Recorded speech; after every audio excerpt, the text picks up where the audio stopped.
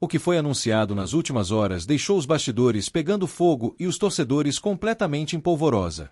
O empate sem gols entre Palmeiras e Cruzeiro, disputado no Allianz Parque, não terminou dentro das 4 linhas. Após o apito final, o técnico Leonardo Jardim transformou a coletiva de imprensa em um verdadeiro desabafo. Irritado, o treinador português expôs publicamente sua insatisfação com a arbitragem brasileira, questionou a estrutura do futebol nacional e chegou a colocar em dúvida sua permanência no clube e até mesmo no país. Suas palavras foram duras, diretas e refletiram um sentimento de frustração que já vinha crescendo ao longo das últimas rodadas. Logo nas primeiras perguntas, Jardim não poupou críticas ao árbitro Rafael Klein, responsável por conduzir a partida. O técnico apontou falhas em lances decisivos, especialmente na não expulsão de Gustavo Gomes após uma falta dura em Wanderson. Dizem-me bem-vindo ao Brasil, mas eu não quero isto para mim. Gosto que os jogadores decidam os jogos, não fatores externos, disparou. A frase, carregada de indignação, ecoou como um sinal de alerta sobre o que o português vem enfrentando desde que chegou ao futebol brasileiro. A principal reclamação do treinador é o que ele chama de dualidade de critérios, uma expressão que revela sua percepção de que as decisões variam conforme o contexto e o clube envolvido. Vi o mesmo árbitro expulsar o Rincon em lance parecido a Dias, lembrou, fazendo referência a uma expulsão recente de seu jogador em um jogo contra o Atlético Mineiro. Para Jardim, a falta de coerência na aplicação das regras tem afetado diretamente o equilíbrio das partidas e o desempenho das equipes. Mas o desabafo do técnico foi além das 4 linhas do Allianz Parque. O português aproveitou o espaço para fazer uma crítica estrutural ao futebol brasileiro, apontando que, na sua visão, o país está muito distante das grandes ligas em termos de profissionalismo. Enquanto não houver uniformização nos gramados, árbitros profissionais e um sindicato forte dos jogadores, o país não entra no top 5, afirmou, em tom de quem conhece a fundo o que significa trabalhar em ambientes de alto nível competitivo. Leonardo Jardim, que construiu uma carreira sólida na Europa, com passagens de destaque pelo Mônaco, Olympiacos e Sporting, deixou claro que a frustração vai além dos resultados. Para ele, há um problema sistêmico, que compromete a evolução do futebol nacional. O peso da frustração está quase a igualar o da satisfação, disse, encerrando a coletiva de maneira seca, sem se estender em análises táticas ou projeções para o futuro. Nos bastidores, a declaração causou espanto entre dirigentes e membros da comissão técnica. Alguns viram o discurso como um desabafo de momento, mas outros acreditam que Jardim realmente pode repensar sua continuidade. Pessoas próximas ao treinador afirmam que ele tem se mostrado desgastado com o que considera fatores externos influenciando o resultado dos jogos. O empate contra o Palmeiras foi apenas a gota d'água de um incômodo que já vinha crescendo internamente. Durante a entrevista, Jardim também revelou que pensa se vale a pena continuar no Brasil diante do cenário que encontrou. Estou frustrado, pensando se vale a pena continuar. O peso da frustração está quase igualando ao da satisfação em vir para o Brasil, reforçou.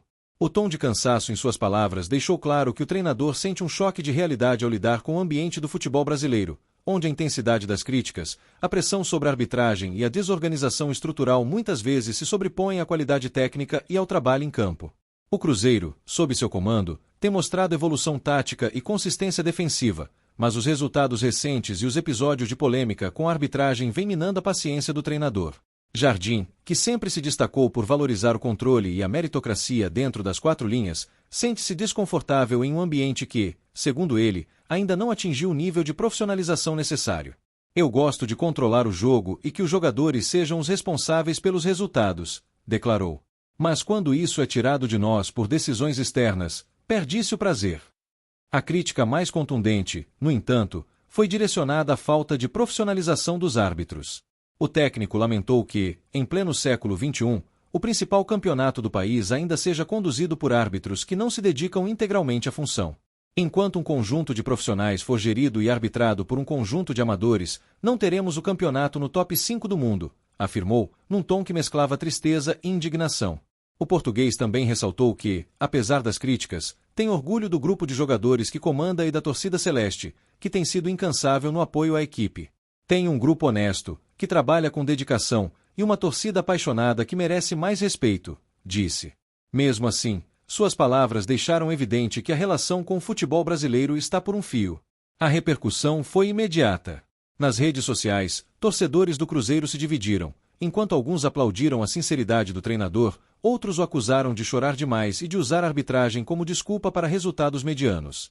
A diretoria, por sua vez, tratou de minimizar a polêmica, garantindo que confia plenamente no trabalho de Jardim e que buscará dialogar com a CBF para exigir mais qualidade na arbitragem.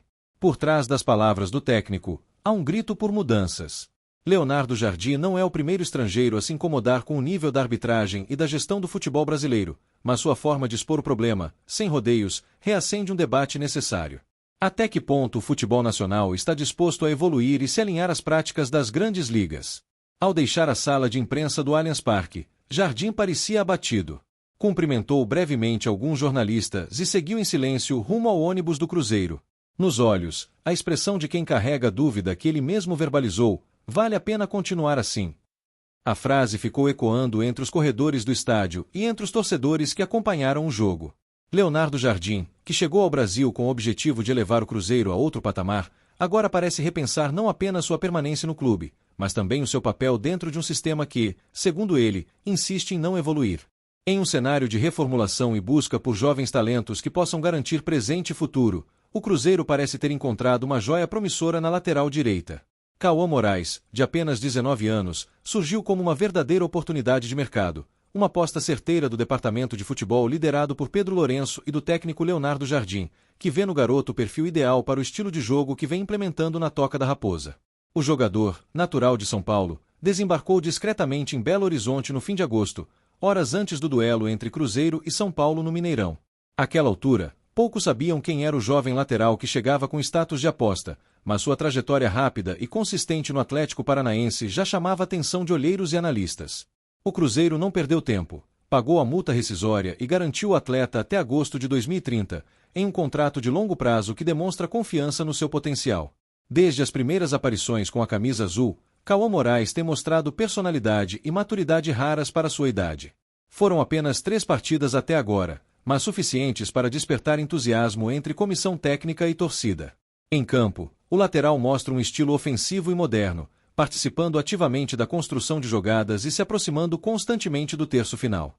Em suas 3 atuações, Cauã completou 15 passes decisivos próximos à área adversária e realizou um cruzamento preciso que resultou em uma grande oportunidade perdida por Matheus Pereira, em partida diante do Sport. Esses números, embora iniciais, refletem um atleta com visão de jogo e precisão técnica.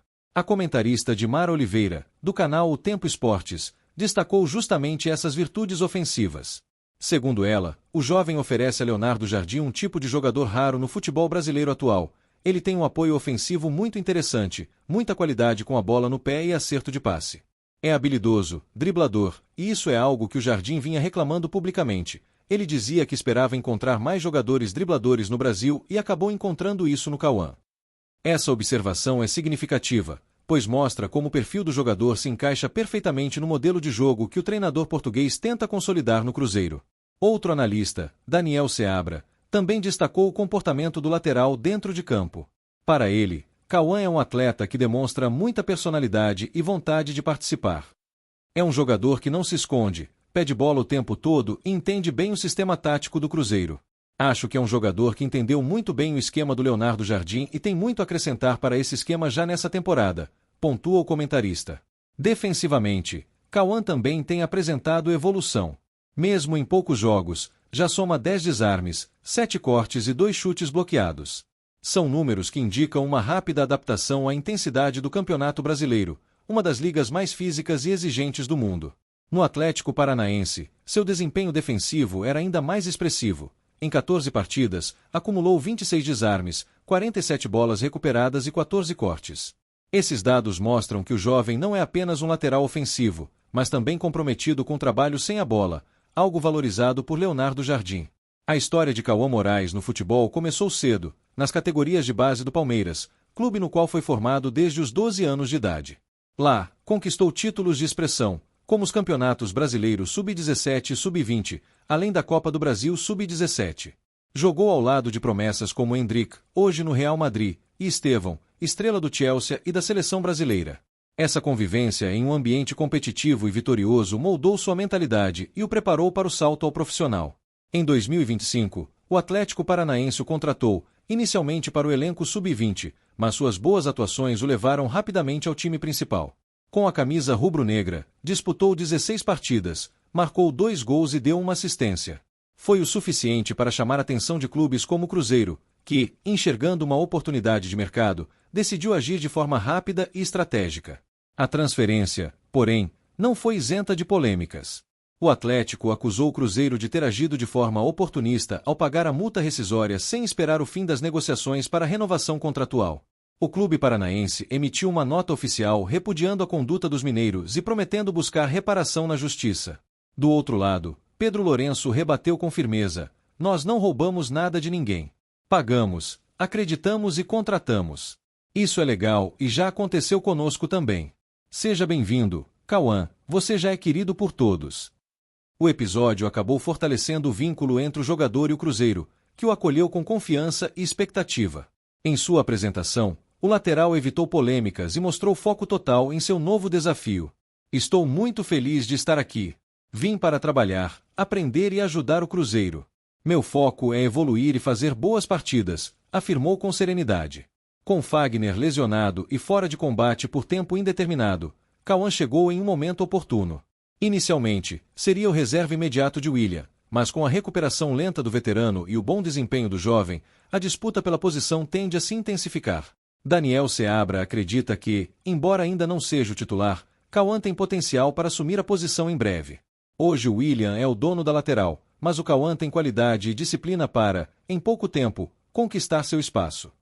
Dimar Oliveira, por sua vez, vai além e projeta um futuro promissor. Se ele mantiver o foco e a disciplina, pode se tornar titular e até ser vendido para o exterior. Tem o perfil de lateral moderno, com capacidade física e técnica para jogar em qualquer grande liga. A diretoria cruzeirense vê em Cauã Moraes não apenas um reforço esportivo, mas também um investimento estratégico.